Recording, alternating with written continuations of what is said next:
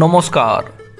বিষয় হচ্ছে সর্বভারতীয় বিজেপি সভাপতি এবং পশ্চিমবঙ্গ রাজ্য বিজেপি সভাপতি কে হচ্ছেন এটা এখনো পর্যন্ত বলা সম্ভব হচ্ছে না, কারণ ভারতবর্ষের রাজনীতিতে সিপিআইএম এবং বিজেপি এই দুই রাজনৈতিক দল, মানে যে দলগুলিতে মূলত সংগঠন ভিত্তিক বিভিন্ন বৈঠকের পরই কোন পদে কে আসবেন এবং কোন পদ থেকে কাকে সরানো হবে এটা ঠিক হয়ে থাকে।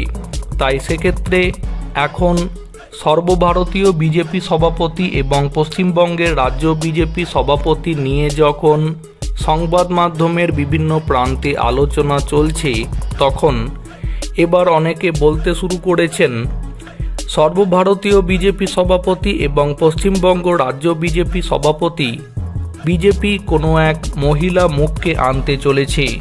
তবে এটা এখনই চূড়ান্তভাবে বলা সম্ভব হচ্ছে না, এই কারণ সর্বভারতীয় বিজেপি সভাপতি এবং রাজ্য বিজেপি সভাপতি কে হচ্ছেন এটা বিজেপির যারা শীর্ষস্থানীয় নেতা আছেন তারা পর্যন্ত জানেন না।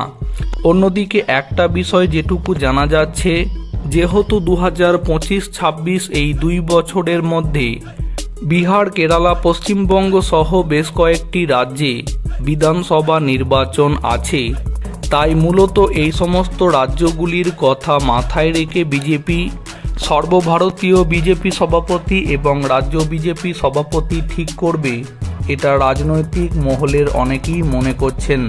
এখন দেখা যাক শেষ পর্যন্ত এই চেয়ারে কে আসেন।